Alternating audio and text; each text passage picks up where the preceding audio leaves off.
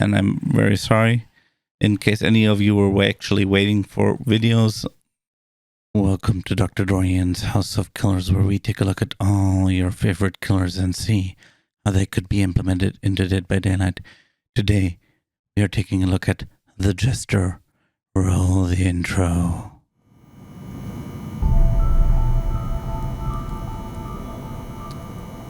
In case you don't know the Jester, I will have a link to the web series of the Jester on YouTube in the description and pinned comment. I will now start off always with the base stats.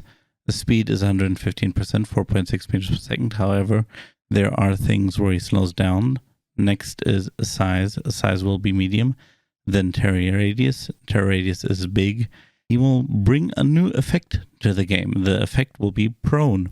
Survivors that are prone need 1 second to get back to their feet. Needs activation, like for example, like a space bar or activation button, something like that.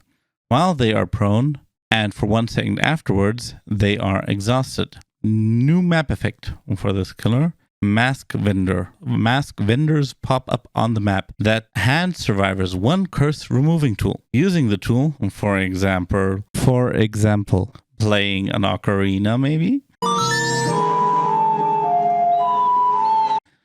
Removes the curse mask and consumes the tool.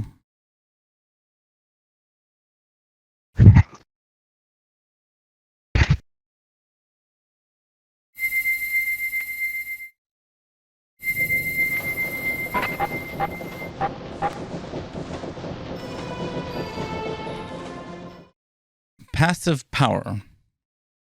Trip and fall. Any injured survivor that gets too close to the killer automatically gets tripped and suffers the prone effect. However, not in chase, only when not in chase and when getting close to the killer. Power 1. Party trick. While in chase, the killer can perform a trick, reducing his speed. The survivor is then faced with a skill check. Should the survivor fail his skill check, that survivor is inflicted with 1 damage state. Power has a 45-second cooldown. Skill checks are, however, not triggered near pallets or vaults. Alternate power 1. Mesmerize.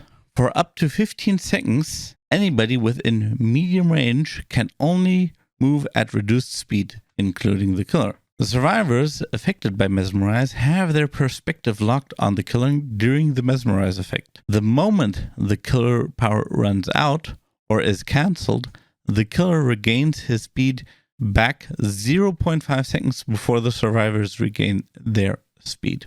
The survivors affected by Mesmerize cannot perform any actions besides walking, running. The power recharges over the duration of 1 minute.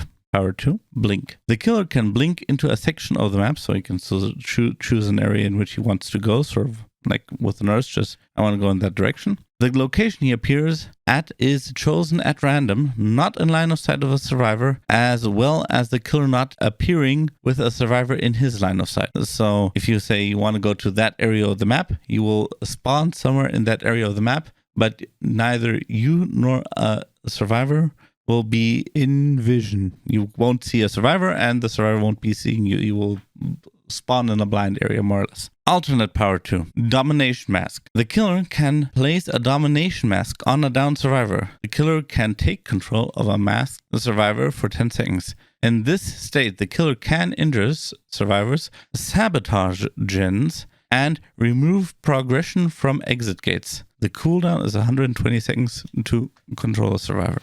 Perks. Chained. Survivors that are down can be chained. This decreases their wiggle progress gain by 10, 20, or 30% when dropped. So you can drop them more often. It also reduces the movement speed of survivors that manage to wiggle free or use D-Strike by 5% for 2 seconds. Surprise is the next perk. After being in chase for 90, 60, or 30 seconds, gain 1 token. A token can be used to gain the Oblivious status effect for 5 seconds. Up to 4 tokens can be stored. Last perk, Rope Trick. For each basic attack the killer lands on a survivor, gain 1, 2, or 3 ropes. Up to 10 ropes can be stored or active, Ropes can be placed on the ground. If a survivor walks or runs over a rope, that rope tangles the survivor, causing them to suffer the hindered effect until they untie themselves. If a survivor runs over a second rope, that survivor falls down and is prone. Ropes can be removed from the ground by survivors and disappear after 90 seconds. So in essence, you gain ropes by hitting survivors. You can place them down. They disappear after 90 seconds. If a survivor runs over it, that survivor has a hindered status effect. If they don't remove the rope and run over a second one, they fall down, are prone, and have to press the spacebar to get back up. What do you think of this killer? Do you have any improvements, other ideas that we can use for him? Leave them in the comments. I would also like to apologize for not having uploaded the last couple of weeks. I had a lot on my plate, and I'm very sorry. In case any of you were actually waiting for videos, sorry. I had a lot to do. Real life stuff. Sorry.